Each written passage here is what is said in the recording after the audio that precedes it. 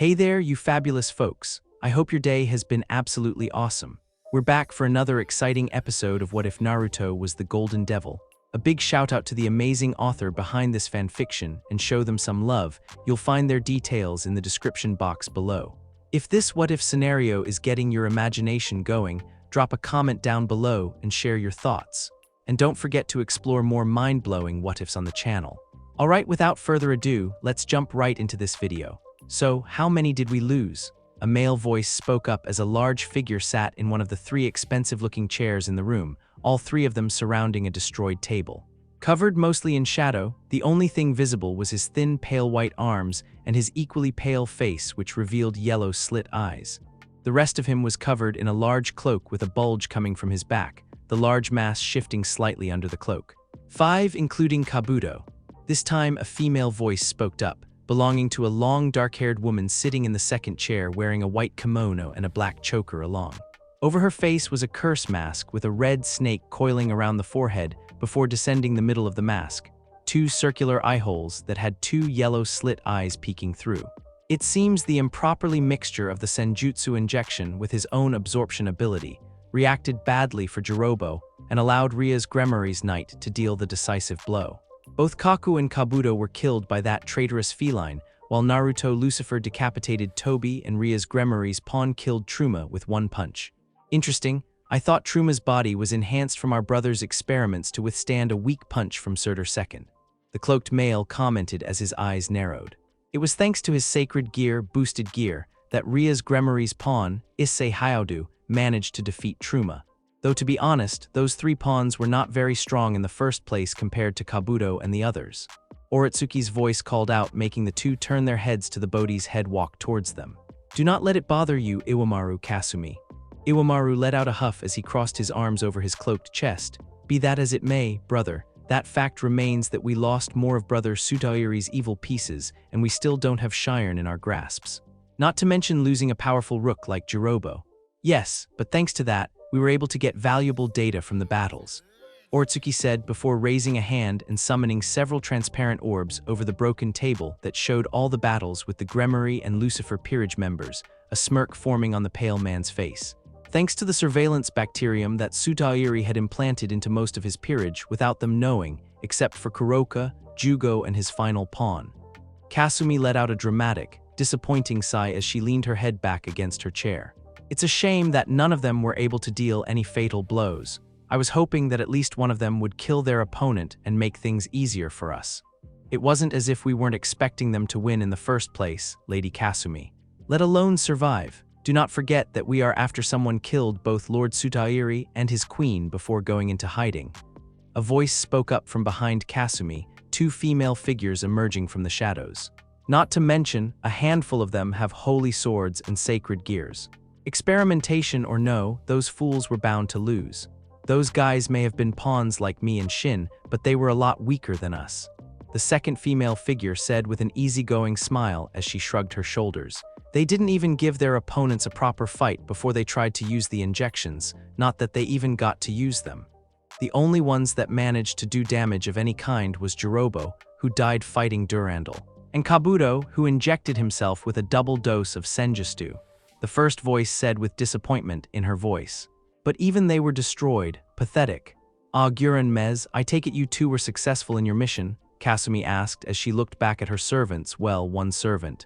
While Guren had served her ever since she was young, Mez was one of her deceased brother's former pawns that had been added as her servant/bodyguard not long after. Guren was the tallest of the 2 with dark eyes and light blue hair that was kept in a spiky ponytail that had 2 long strands of hair framing her face. Her skin was fair and she had red lipstick, with a pink crystal earring on her right ear. She had a green dress with a long left sleeve, while the right sleeve was short and reached her triceps. A red one-piece suit with a turtleneck that had a white, fluffy collar and brown gloves and sandaled shoes.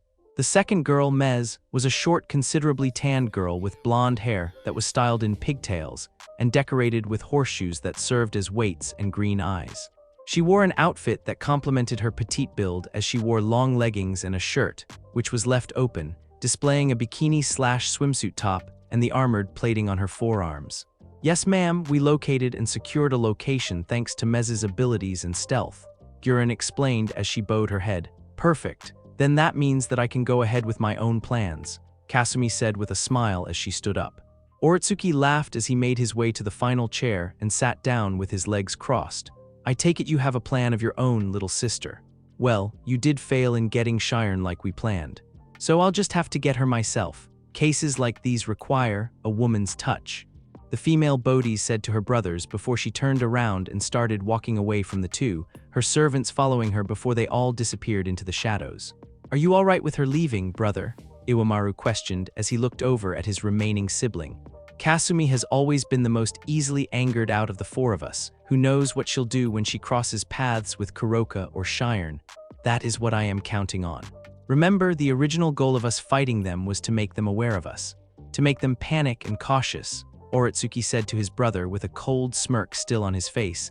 The more they worry about what might happen, the more that they will try to raise their security and prepare themselves for what is to come. If the prey raises their guard too much around a predator, it leaves them opened and unprepared for the others that are waiting to strike. Iwamaru let out a low chuckle, spoken like a true snake. Bringing a hand up to his chin, Oretsuki closed his eyes with the smirk still on his face. Tell me, how is our other matter progressing, HMPH? It is going smoothly, though we have had some issues, Iwamaru admitted as he waved one of his hands in a dismissive manner. Thankfully, we left Shin down there to monitor the situation and keep things under control. Wonderful. Simply wonderful, Oretsuki replied as he opened his eyes and lifted his head to look up at the ceiling. Sutairi certainly left us a lot of his research and experiments behind for us to continue ourselves. Hehe, he's probably in the afterlife, either overfilled with joy at the fact that his younger siblings are making such advancements with research, or seething in jealousy that he isn't doing it himself. Knowing him, he's probably doing his own experiments out of sheer boredom. The laughter coming from both members of the House of Bodhis carried throughout the room and out into the main hallway. Meanwhile, down in the lower levels of their hideout, a man could be seen within the darkness, watching a bunch of cages that had hundreds of glowing eyes staring back at him. Naruto's headquarters. Are you okay now, Zenovia? Asya questioned as she lowered her twilight healing from the blunette, who flinched as she rubbed her newly healed side where Jirobo's detached fist had impaled before he died. Please take it easy. My sacred gear may have finished healing your injuries, but that doesn't mean you should do any major movements just yet. I understand, Zenovia replied as she slowly leaned back on the chair she was sitting in, letting her body relax against the back cushion. Your healing powers are amazing, Asya. Makes you kinda regret all those insults you made back when you were a member of the church, doesn't it? Mito said with a small smirk, her words making the swordswoman bow her head with a frown. Don't be say that, Mito. Zenovia and I have already made amends for what happened, Asya stated with a frown on her face as she chided her sister, who looked away with crossed arms. Mito let out a huff as she pointed her nose in the air. Maybe so, but that doesn't mean I forgive her completely for what she said. MMMH, Asya frowned for a few seconds and looked like she was going to say something, only for Zenovia to speak up first. I can accept that. You certainly have two very protective siblings, Asya, Zenovia commented with a small smile, which Asya mirrored with a nod of her head before moving over to where Issei was sitting and raised her hands to his shoulder before her rings started to glow. Opening one of her eyes to see Asya focusing on healing Issei, the young Lucifer turned her attention to the remaining person who was sitting quietly in the corner with a blank look on her face. After their group had transported to Naruto's headquarters, Koneko hadn't said anything to anyone as she immediately followed the injured up the stairs, most likely to get as far away from the older black-haired woman, who she learned was Koneko's big sister and a stray devil named Kuroka. After the battle at the movie theaters, the two peerage groups and one stray devil retreated to Naruto's headquarters to recover. Moving to the third floor of the building where two guest rooms and an infirmary was located, Asya took the wounded into the infirmary and had quickly gone to work to finish healing all her friends' injuries, focusing more on Zenovia's first, since her wounds were the worst of the groups. Meanwhile, in the main room/library on the first floor, Rias and Akeno were following through with their promise to get answers out of Naruto while off to the side. Gawain was sitting near Kiba, Arcuid, and Len, who was sitting on her master's lap in her cat form, discussing their fights against their specific opponents and their abilities. So the both of you fought other swordsmen with unique abilities, one of them capable of turning himself into a liquid state, while the other used his own bones as weapons. Arcuid narrowed her eyes as she thought about what the two knights had told her. From the sound of it, Gawain, you fought a member from the Hazuki clan. And Kiba, you were fighting a Shiketsumiyaku user, which is amazing since I thought the clan was extinct.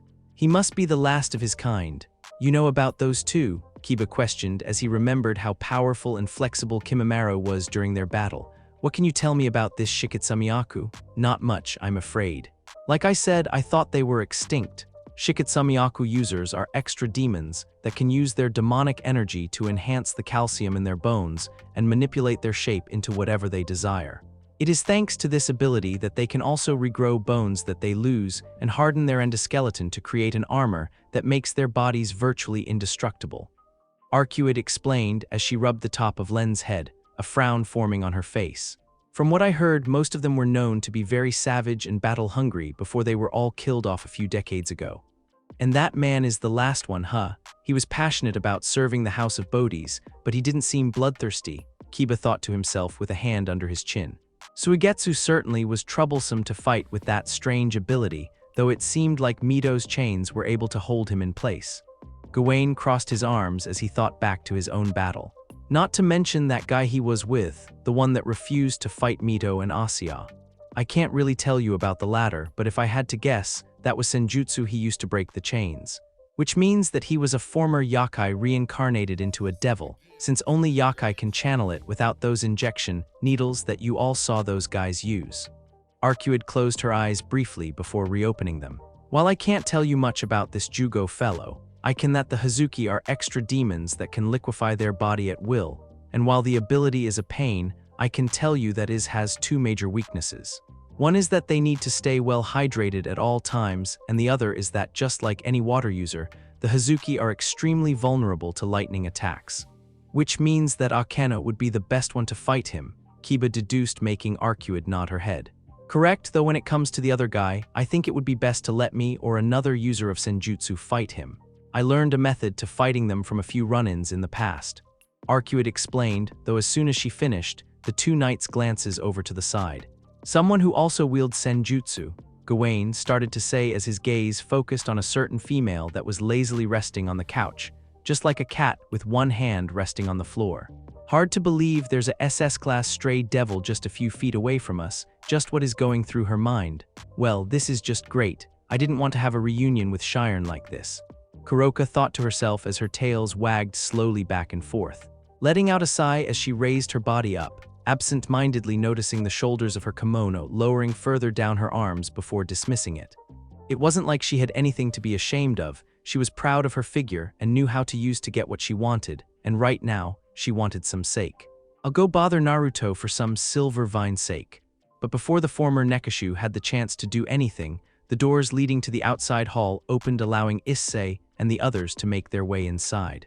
Though the brunette came to a halt when he got a good look at Naruto, Akeno, and Rias, which made the others in his group copy his actions before their eyes widened in surprise. The reason for their surprise were the two bright red slap marks on both of the Lucifer heir's cheeks, and a messed up appearance covered in soot and smoke coming off his clothes, almost as if he had been electrocuted. Avalon was sitting at the edge of the table silently with her arms crossed and her eyes closed. "Whoa, are you okay, Naruto?" Issei asked as he watched the blonde turn towards him for a second before bringing a hand up to his head and started brushing off all the dirt from his head. "What the hell happened? That's what happens when you keep secrets from your fiancé." Rias answered in Naruto's place while her queen laughed in her hand, closing her eyes and crossing her arms as she turned her head away from Naruto. "Akeno and I made sure Naruto learned his lesson through punishment."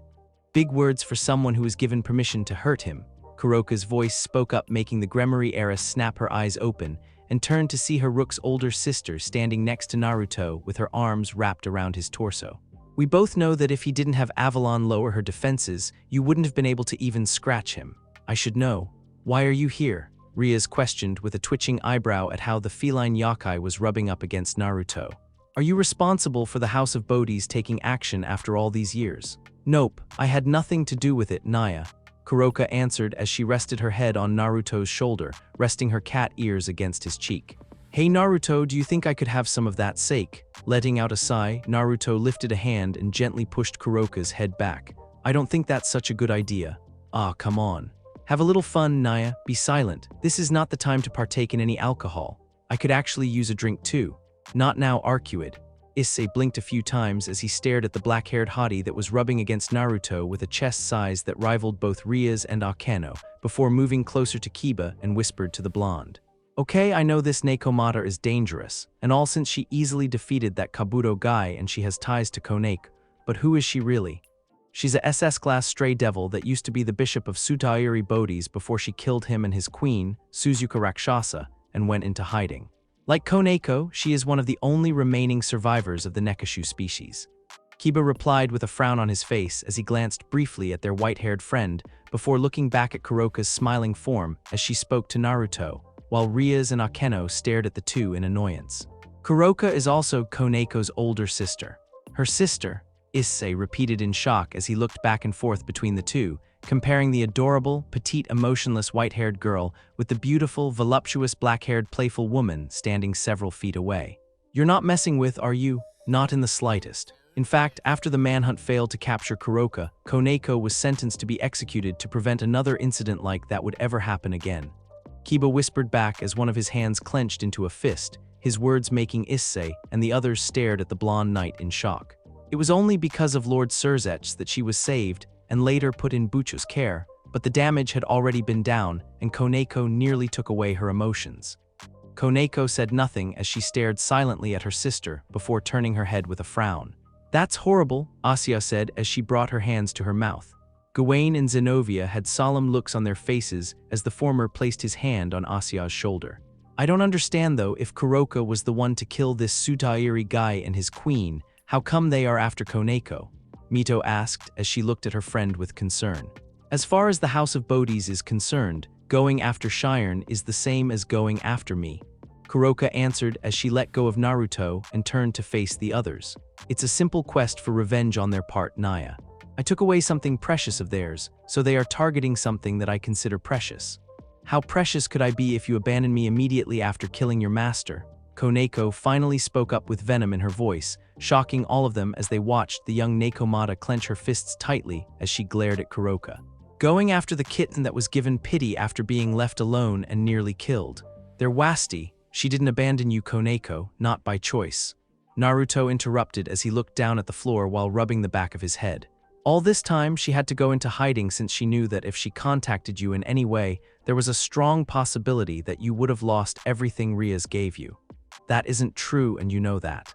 Everything I've done for Koneko is because I care about her, because in my house family is something to treasure. Unlike you, who betrayed her own sister in exchange for drowning yourself in power, Ria's sentence came to a quick halt as Naruto pulled her back in time to avoid Kuroka's claws from connecting with her face. The stray devil's actions made everyone except for Arcuid and Naruto to get into fighting positions. You don't know anything about what you're talking about, Gremory devil, Kuroka hissed as her eyes dilated and a purple octagon-shaped magic circle appeared behind her. Do not presume to know me or my feeling for Shiren. Raising his hand up with a serious look on his face, Naruto surprised everyone as he quickly moved in front of Kuroka, facing them instead of her. Enough. This isn't the time to start fighting one another. That goes for you too, Kuroka. His words made the black-haired feline narrow her eyes at Naruto, to which he mirrored with as he turned around to face her, only for a look of concern to appear on his face. Please, we all want to protect your sister, so please, let us help you. Taking a few breaths while lowering her claw, Kuroka started to relax as her magic circle faded away and the aura around her disappeared. The other copying her actions as they dismissed their weapons and magic. All right. The report stating that I had gone made with power after harnessing senjutsu was a lie that the House of Bodhis had told everyone to prevent the truth from coming out. Kuroka explained as she lowered her hands to her side, her head lowering as she closed her eyes and remembered everything that had happened back then.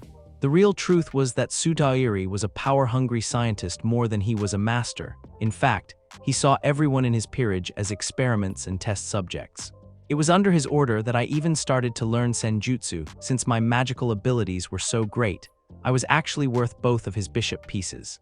His experiments weren't limited to just his peerage either. From what Kuroka told us, he even used their families and his own to further his scientific breakthroughs.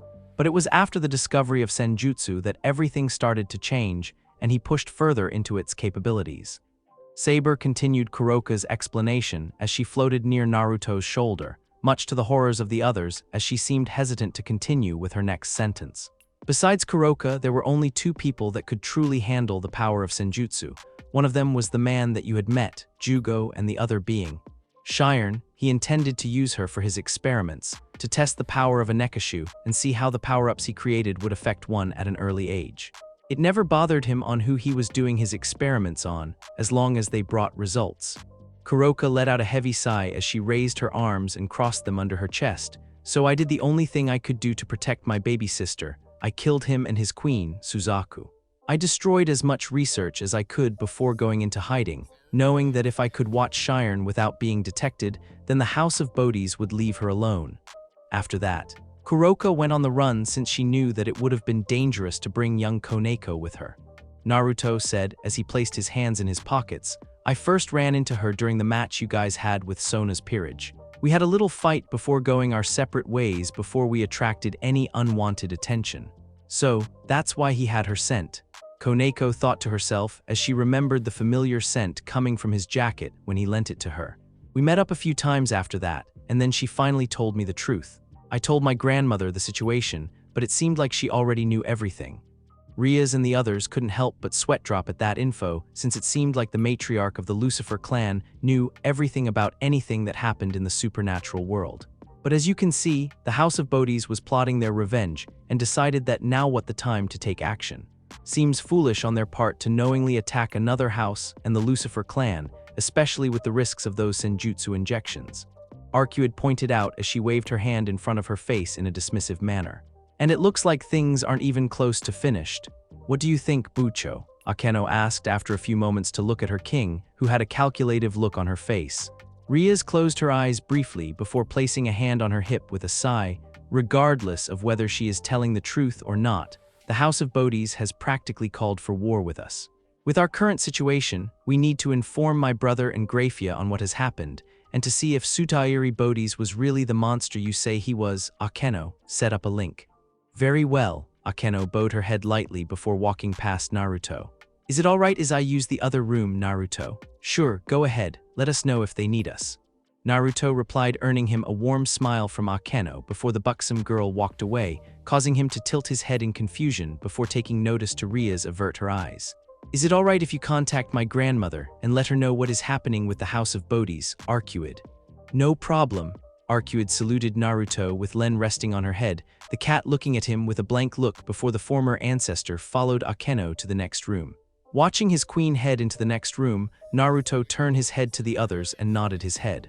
While they are doing that, why don't the rest of you let your bodies relax for the time being? And don't worry, there is no way for any of us to get attacked while we are here thanks to the Lucifer barrier. Getting several nods back, Naruto watched as they started heading out one by one until Koneko, Kuroka and Mito were the last ones beside the two heirs. As the two petite girls were walking out of the room, Kuroka walked closer to them with a smile on her face. Hey Shiro, don't call me by that name. My name is Koneko Taoju, Koneko replied without looking back at her sister, refusing to let the older Nekashu see the sadness in her eyes. Even if what you and Naruto were saying is really the truth, that doesn't change the fact that you left me behind.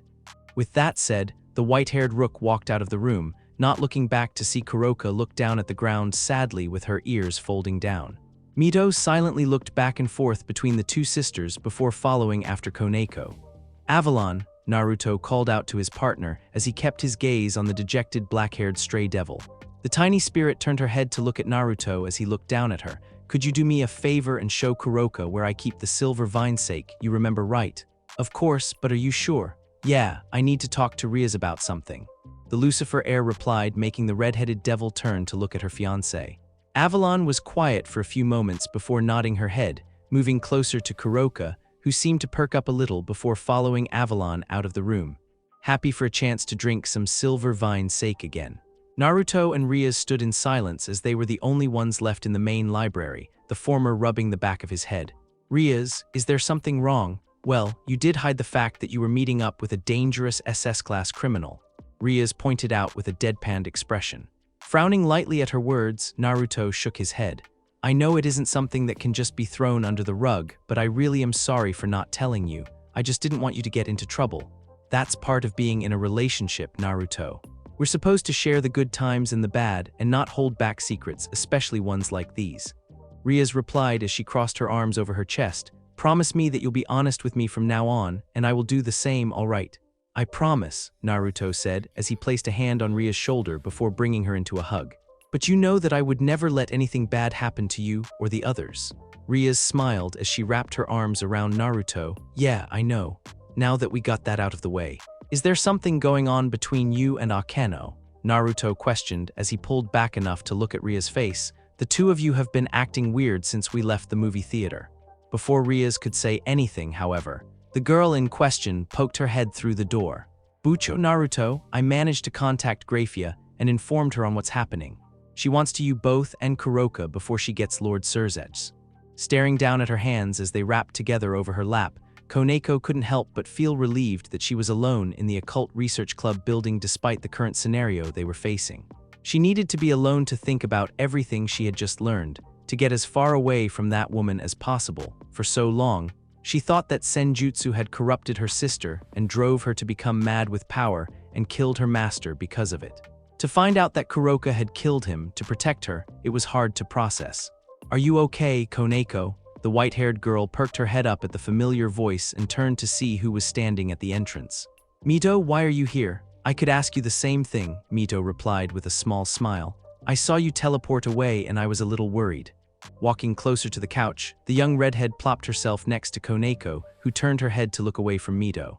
It's dangerous to just go off on your own. I needed to have time to myself. Besides, it's not like this place isn't protected. Ria's barrier is a lot stronger than it was when Lady Kaguya first appeared. Koneko replied as she stared at the opposite couch with a blank expression. I'll only be here for a little bit before heading back. Then I'll stick around until you do, Mito said with a smile, making the petite Nekomata turn to look at her. It's better for us to stick together than alone. Knowing that nothing she would say would change her mind, Koneko only nodded her head. The two girls sat in silence for several minutes before Mito spoke up. So, you really did have an older sister. I guess that's why you were so defensive and dodgy about it back then. She's really beautiful. I guess so. Back when I was younger, I used to dream of becoming just like her. Koneko admitted, making Mito blink a few times as she turned to look at her friend. Strong, beautiful, kind, not a genius by any means, but I still thought she was one of the smartest people I knew. It had been the two of us for a while before the House of Bodhis found us. I don't really know much about our parents. According to Kuroka, they died just after I was born. She used to say that I got our mother's hair color. Looking up at the ceiling, Koneko closed her eyes as she let her body fall back on the couch. Sutairi used to have her do all sorts of missions and keep her busy with training, but even then, she always made sure to spend as much time with me as she could. I remember that water guy saying that Jugo guy used to babysit you when your sister was on missions.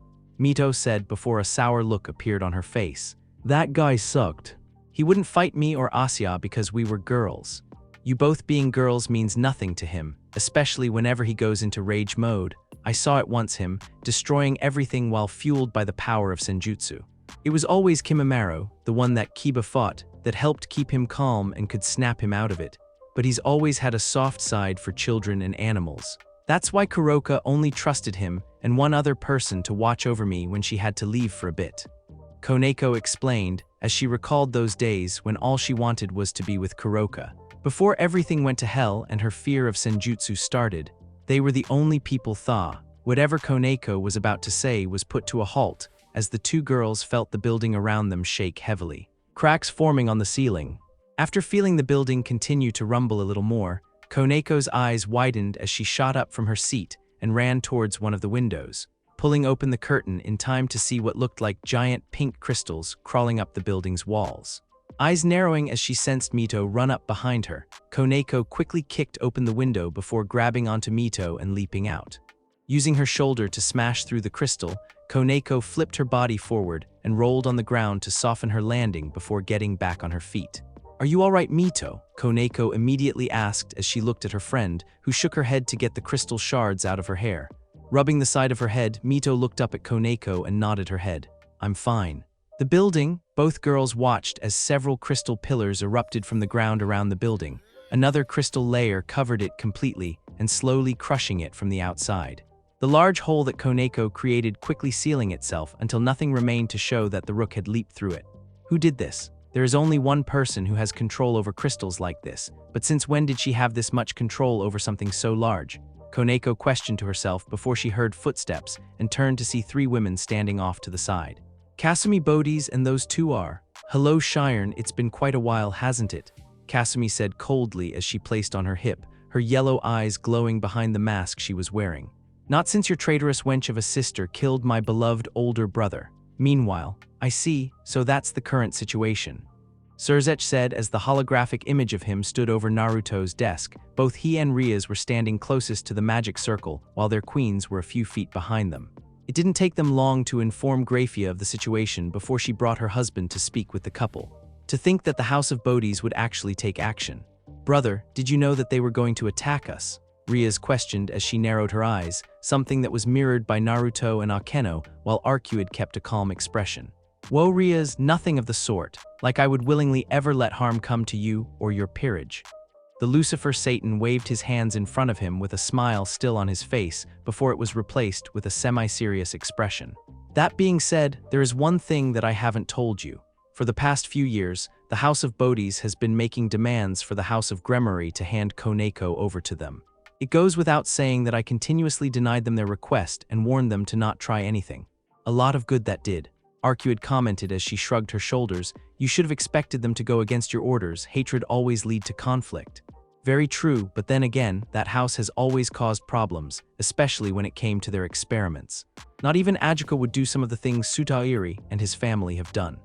Surzech's head turned lightly as his gaze actually went past Naruto and Rias to something behind them, making the two turn their heads to see serious Kuroka standing at the door with a bottle of silver vine sake in her hand, an Avalon floating near her head. Of course, with this new information, we will have to look into everything that we collected that involves the House of Bodhis and will take immediate action.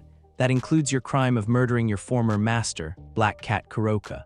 Lifting up the bottle to her lips, Kuroka shrugged her shoulders as she looked away from the image of Surzech. Do whatever you want, as long as you don't have any issues with me destroying what is left of the House of Bodhis, Naya. Though considering the fact that Sutairi and the other members of his family were planning on using their research to overthrow the devil faction using those enhancements of theirs. Is that truly what they were planning, or are you just making speculation? This time, Grafia's image appeared next to Surzech as she spoke. Such an accusation is not something you can shrug off. You are free to believe me or not, but if there is one thing that hasn't changed with that house, it's the fact that they are all power-hungry. Sutairi was just the one that desired to put his plans into action before I killed him and destroyed most of his research. Once again, Kuroka shrugged her shoulders as she turned away from the two powerful devils. Not that I really care about the devil faction, but hey, after you reincarnated my baby sister into a devil, I suppose there is some importance to it. Kuroka, please, if these guys are really that dangerous, then we need to take action soon. Naruto said as he turned around to face Kuroka, who did a side glance at him as she watched Naruto walk closer to her. I'm sure Surzech can look into doing something in exchange for your help, like getting that death sentence off of you so you can go wherever you want. It is possible, right? The Lucifer heir turned his head around to the small image of the red-headed man, who closed his eyes in thought. In theory, I might be able to remove that kill on sight order for now, and if your information hold truth, then I am sure we can make some sort of deal. But that is only if you work with us. So how about it? A small grin formed on his face that reminded Naruto of Rias, as the older man focused his attention on the stray devil in the room. Kuroka stared at Surzech's image for a few seconds before a coy smile formed on her face. All right, I suppose I can do something, but only on two conditions, Naya. Almost everyone was cut off guard as Kuroka moved close to Naruto and looped her arm around his, pressing her chest into his side. The first one, I get to work only with Naruto here until everything gets resolved.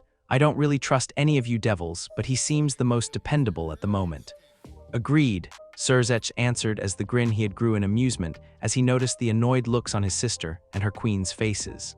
And your second condition, I want you to promise me that you will do everything in your power to keep my baby sister safe from now on. Kuroka said, making Ria's eyes widen, and she wasn't the only one. Naruto only frowned as he felt the arm Kuroka was using to wrap around his, tremble. I thought that she would be safe before since she was going to be a peerage member of Lucifer's little sister, and I could watch her from the shadows, but something like this still happened. So I want you to swear to me, Naya. I don't think you are in any, done. I swear nothing will happen to her. Grafia was caught by surprise as her king quickly interrupted her and agreed to Kuroka's demand so easily. I will be meeting with you all personally to prove that I am serious about working with you. If you don't mind, Naruto, I would like us all to meet at the Lucifer Mansion. It is a neutral area between the four of us. I have no problem with that. Naruto answered with a smile, only for it to disappear as he heard Ria's let out a gasp and turned to see a shocked expression on her face. Ria's, what's wrong? The barrier around my headquarters, it's been completely destroyed. Ria's said in shock, making the others in the room mirror her expression. I sensed Koneko and Mito teleporting there earlier. Akeno, we need to head there immediately. Right, Bucho, Akeno stated as she started to summon a teleportation circle, with a worried Kuroka already teleporting away before the magic circle could appear. Forgive me for cutting this short, Surzech. Don't worry, focus on your headquarters. I'll send Grafia to meet you there to keep me informed. Getting a nod from his sister, both Surzech and Grafia's images vanished as Akeno's transportation circle appeared. We're going to, Arcuid informed the others. His queen nodded her head before rushing out of the room, and Naruto turned his head to look at Avalon. We're going to Avalon. Yes, Lord Naruto. Rushing into the circle as fast as they could into the center of the magic circle, the room flashed a bright red before teleporting the four out of the building.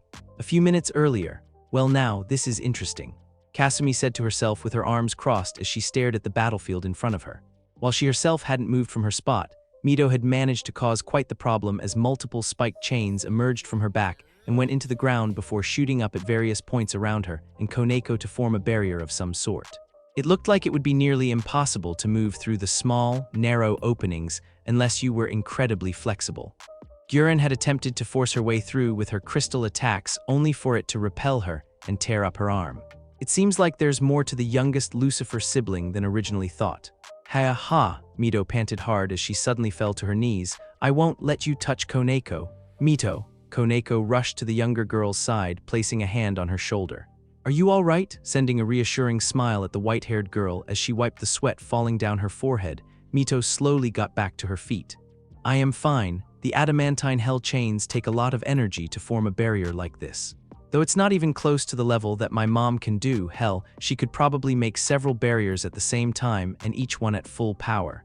But this is dangerous. I don't want you to get hurt because of me. Koneko warned only for Mito to shake her head. I don't care, you are my best friend, Koneko. The first one I've ever made by myself, Mito said, causing Koneko's eyes to widen slightly as she could see the resemblance in the young Lucifer's smile to the one her older brother had. So how could I let someone precious to me get hurt? Mito, oh, isn't that sweet? A voice spoke up, making the two of them turn to see Mez standing on the other side of the chains with her hands resting behind her head.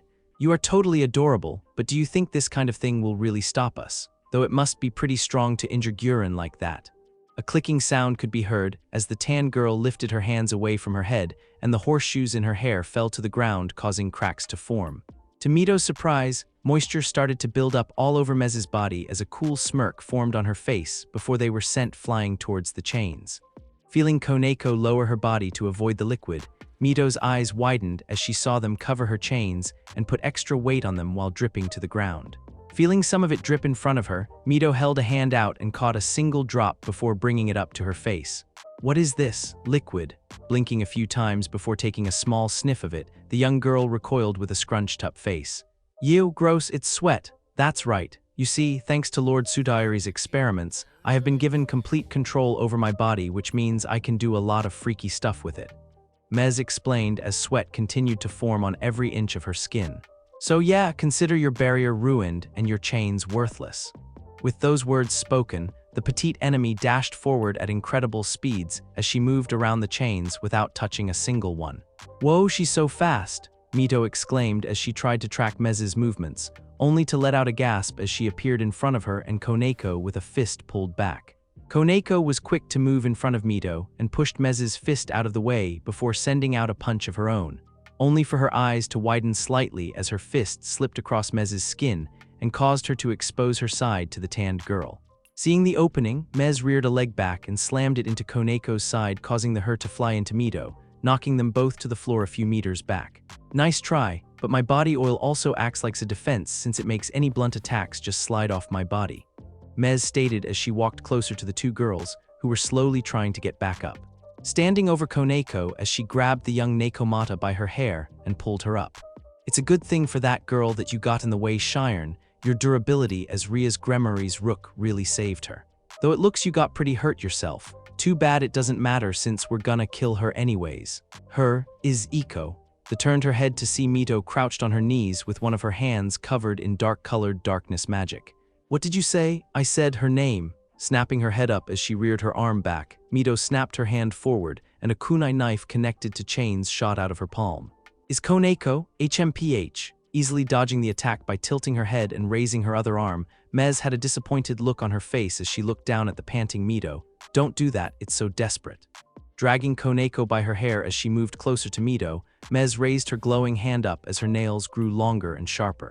Oh well, too bad. Say goodnig. Mez's eyes widened as she felt something painful press into her back, followed by a fanged mouth chomp down on her clawed hand. The next thing the tanned girl knew, Koneko escaped her grasp while her body was slammed against the ground with a heavy pressure on top of her. She wasn't the only one who was surprised as both Guren and Kasumi stared at the battlefield in shock. A small smirk formed on Mito's face as she dismissed the chain coming out of her palm vanished before bringing the hand to rub her other arm. Sorry, but Kichai doesn't like people who he believes is a threat. But don't worry, his venom will finish you off in a few moments.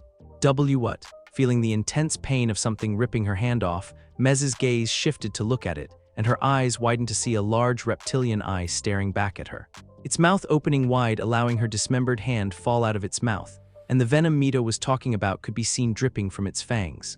No way, is that a Hydra? Guren questioned in shock as they watched the Hydra lift itself from Mez's body before moving close to Mito and gently rubbed its head against the smaller girl, who brought up a hand to pet it. But how? A little girl like that has one of the most dangerous familiars under her control. Just what is she? Apparently her brother isn't the only one with something special about him, Kasumi pointed out with a fascinated tone in her voice. She had seen the young girl summon her familiar, who appeared in her hand the size of a small ball, before instantly creating chains as a distraction to prevent Mez from noticing the Hydra riding the chains until it was behind her. Something like this is impossible to ignore. Change in plans, Guren, we are taking her with us as well.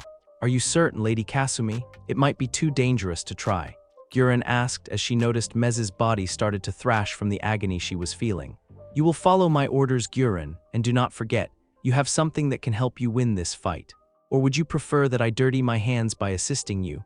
Kasumi replied, causing her servant to flinch as she fearfully spun her head around to see Kasumi's glowing yellow eyes staring at her through the darkness of her mask. No, of course not, I can handle this. Guren said, shakily turned around and reached into her pocket. Meanwhile, Koneko and Mito were staring down at the still thrashing Mez. Even if the girl did have complete control over her body, Kichai's poison was still considered to be very powerful and deadly since it could spread throughout the body in seconds, and depending how strong the victim was, could kill just as quickly. Closing her eyes for a few seconds, Koneko opened her eyes before slowly walking towards Mez until she was standing over her. Shiren, Mez whispered as tears formed in her eyes as she stared up at Koneko, the pain coursing through her body overwhelming her. Positioning herself over the dying girl with a sad frown on her face, Koneko had only one thing to say as she concentrated her demonic energy into her fist. Thank you for always bringing me sweets when I was sad. Goodbye. Mito couldn't look away as Koneko delivered the final blow to finish Mez off. This may have been a battle with them versus Mez, but even she knew that what Koneko just did was her being merciful compared to letting their enemy suffer from Kichai's poison. Impressive. Very impressive. Both girls turned their heads to see Kasumi starting to clap her hands as she took a few steps forward.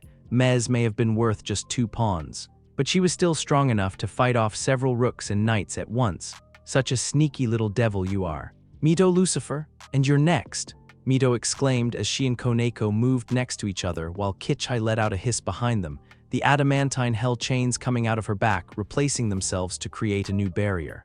But to their surprise, the Bodhi's woman simply crossed her arms and shook her head. I don't think you both realize just what kind of situation this is. This isn't going to be a battle where you could stop us.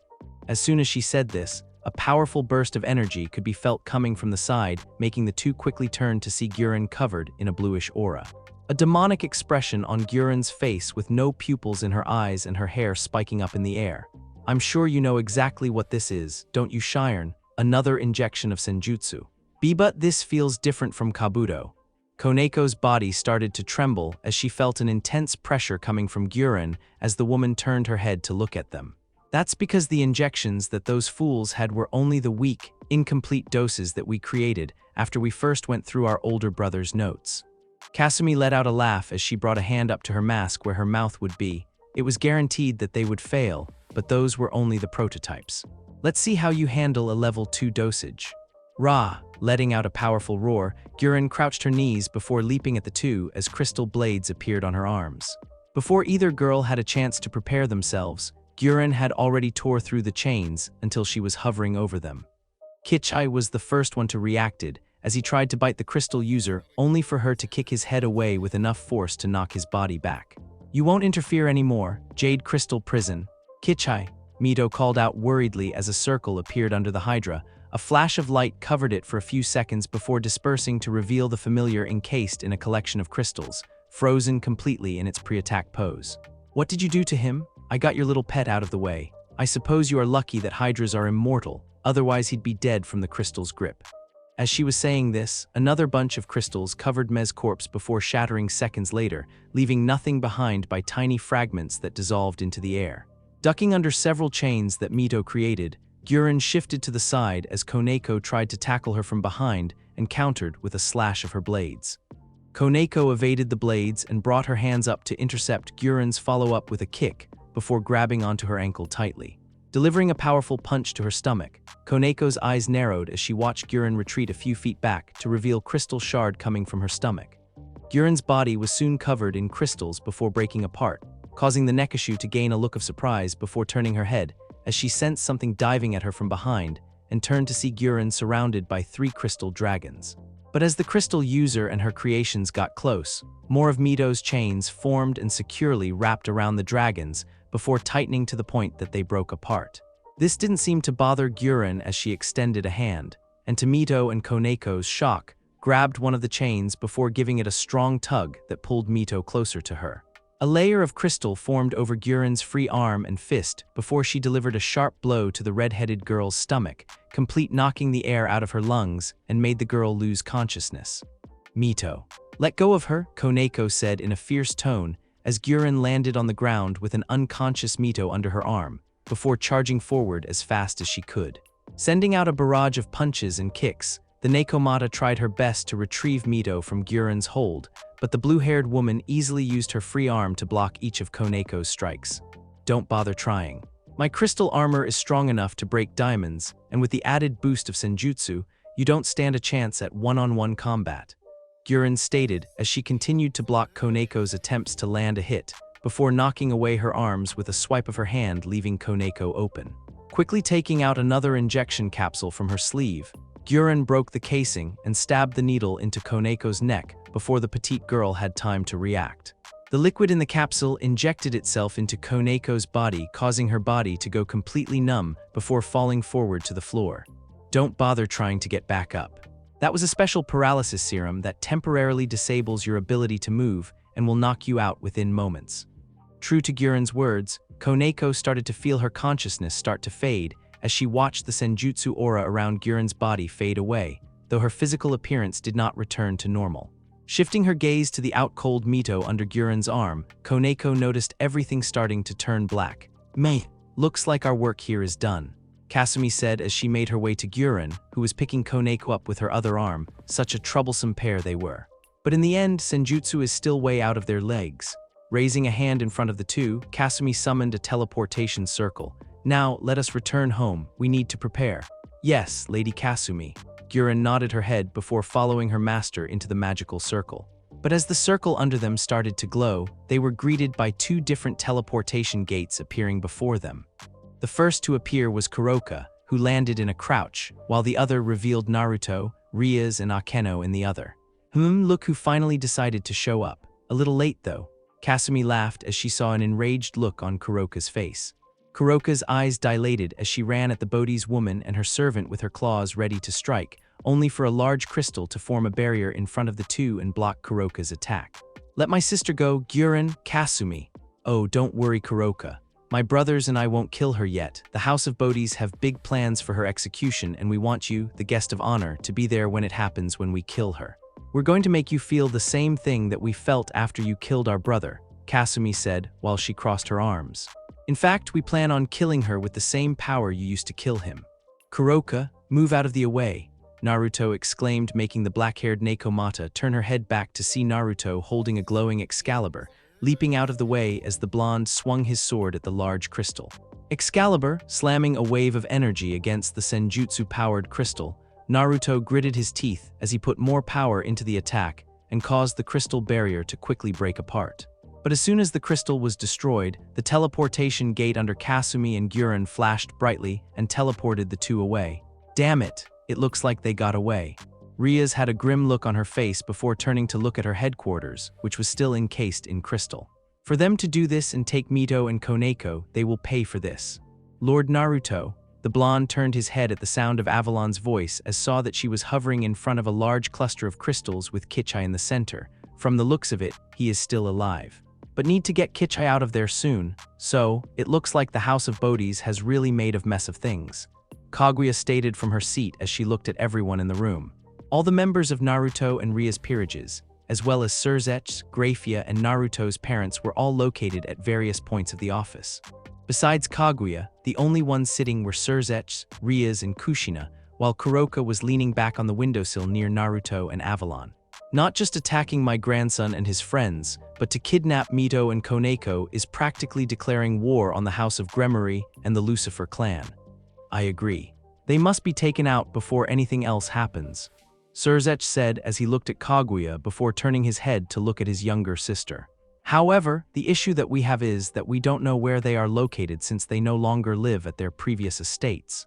Grafia explained from her position behind Surzech's. After the incident with Kuroka killing their family's head, the House of Bodhis went into hiding and haven't been seen since.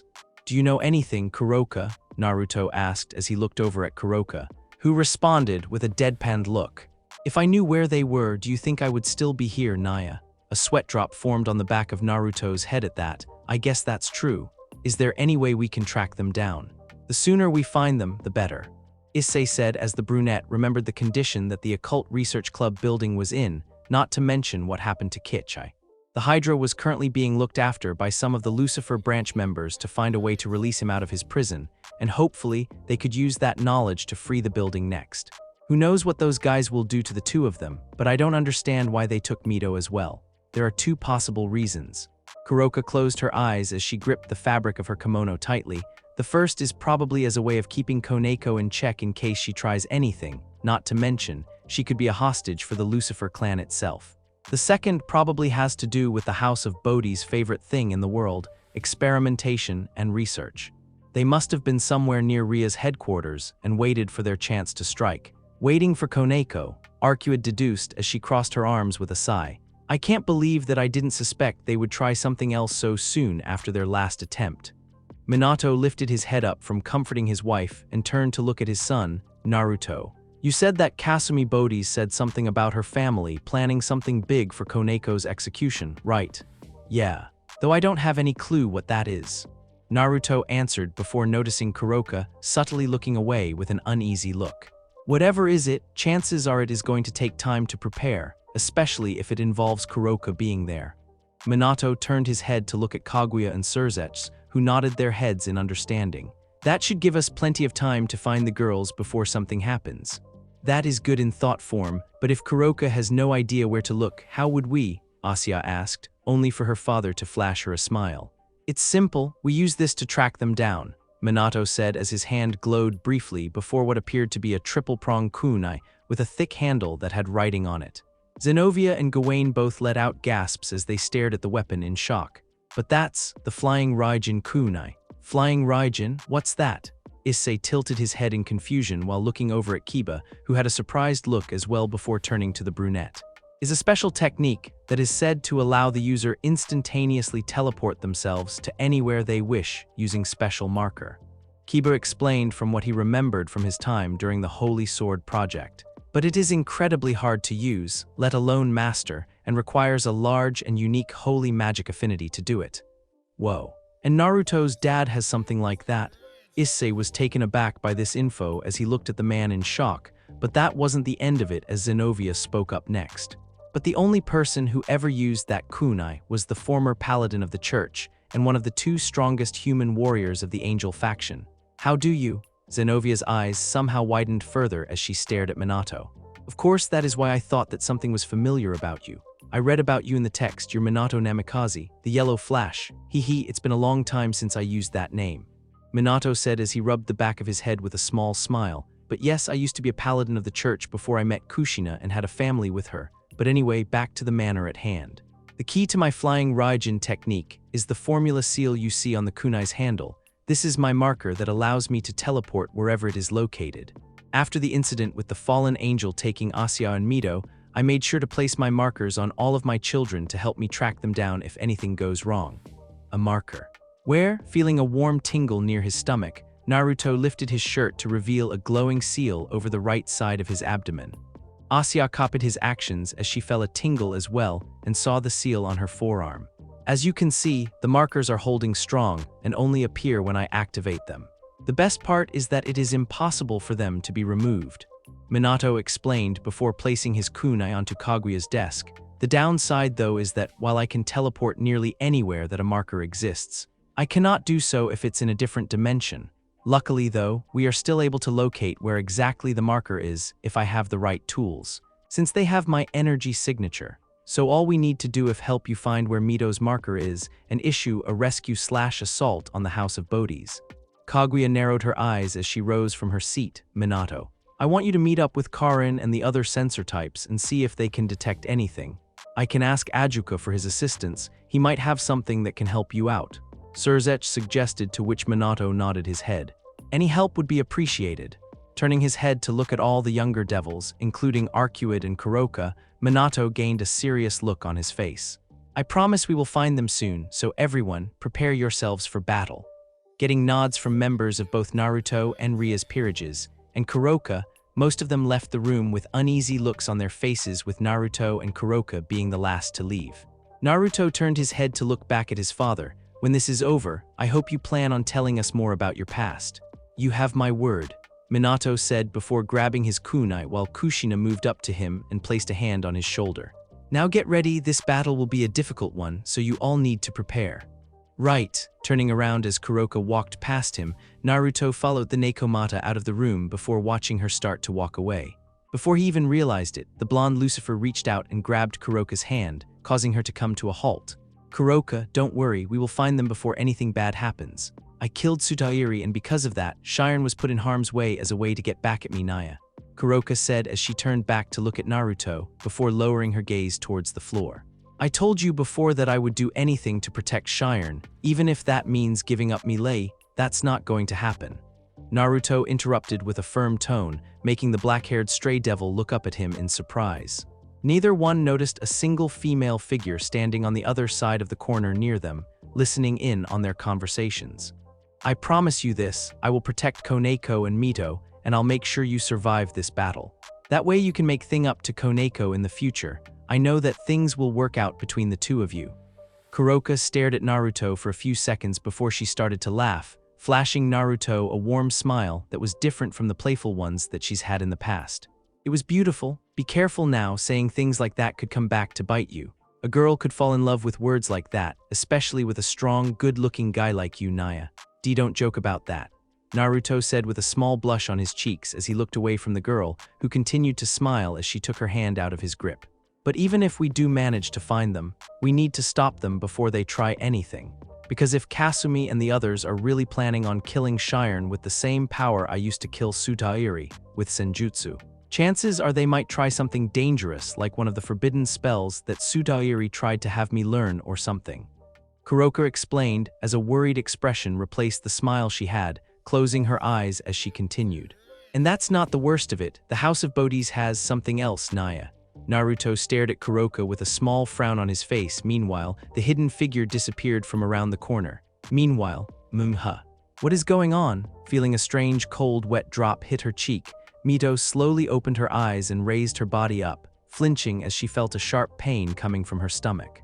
Rubbing it a few times, Mito started to look around a bit and noticed they were in a prison of some sort with 2 beds. She continued to study the room until she saw a familiar figure lying a few feet away from her. Koneko, rushing to her friend's side, Mito started to shake the white-haired girl's shoulder. Wake up, please. Mito, Koneko's gold eyes opened to see her friend's worried face before slowly raising her body up, her ear twitching on top of her head. Wait, her ears.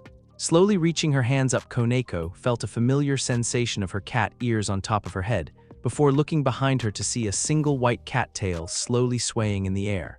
I'm in my Nekomata form. But how? This is what you really look like in your true form. It's so cute. No, wait, now isn't the time for this. Mito exclaimed as she waved her arms in the air in a cartoonish manner. I think we've been put in some kind of dungeon. Blinking once to process Mito's words, Koneko looked around and saw that they were indeed in a prison of some kind with other cells visible through the bars. Clenching her hands into fists as memories of their battle with defeating Mez before a senjutsu-powered Guren joined the fight and knocked them both out with ease. If we are here after our fight with Kasumi and Guren, then this must be the House of Bodhi's dungeon in their basement. You would be right to think that. But unfortunately, we no longer live at the House of Bodhi's estates. Snapping their heads towards the bars, Mito and Koneko were greeted by Oretsuki, Kasumi, and large figure standing outside the jail cell. And behind the three were a silent Jugo and Kimimaro. Koneko defensively moved in front of Mito with her arms stretched out. Oretsuki Bodhis, Kasumi Bodhis, and Iwamaru Bodhis, all three of them are here. Heh, welcome Shiren, Mito Lucifer. I do hope you are enjoying your new place of residence, Oretsuki said with a mock bow, making his siblings let out a laugh. But don't you worry, the two of you won't be here for long. Well, you won't, at least Shiren. Oh right, you prefer to be called Koneko Taoju. What do you mean by that? Mito demanded as she moved past Koneko's arms and placed her hands on the prison bars, only to recoil with a painful scream as it electrocuted the palms of her hand. Koneko instantly went to her friend and pulled her back a good distance away, getting a look at the small burns on crying girl's hands before sending hateful glares at the three. Our sincerest apologies. I should have warned you about the spell casted on the prison you are in. Kasumi spoke up with a mocking voice as she gestured to the cell they were in. You see, it negates all magical usage, meaning your spells, abilities, and such are no longer available as long as you both are inside this cell.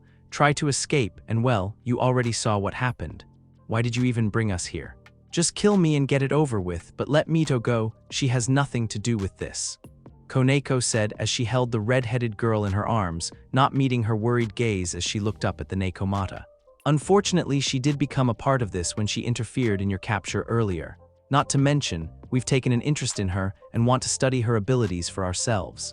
Oretsuki replied before bringing a hand to his chin.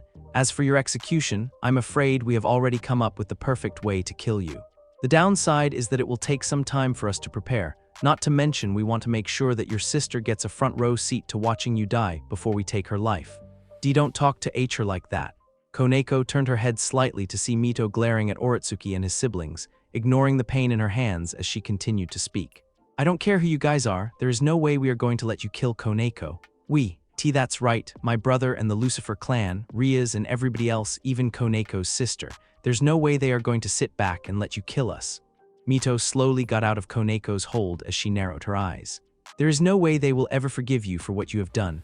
Forgive us, ha ha ha ha, trust me little girl, we don't want anyone's fucking forgiveness. All we want is to make that traitorous cat slut pay for what she's done. Iwamaru chuckled as he and his brother smirked down at the girls, while Kasumi only crossed her arms. As for your ideas of being rescued, we're counting on them showing up. We have a welcome party ready and waiting. Almost as soon the cloaked devil said that, Koneko and Mito heard sounds of rustling and banging against bars. The two girls looked towards the other prison cells and were shocked to see hundreds of red glowing eyes staring back at them. Deformed shadowy figures could be seen moving around. Oretsuki let out a chuckle as he glanced at the figures in the other cages before looking back at the girls. I see you noticed your fellow dungeon dwellers. Most of them were test subjects that Sutairi had been before he died, but as you can see, the three of us have added to the collection of experiments. The House of Gremory and the Lucifer clan can bring all the fighters they want, because as you can see, we have our own special security ready to fight them off.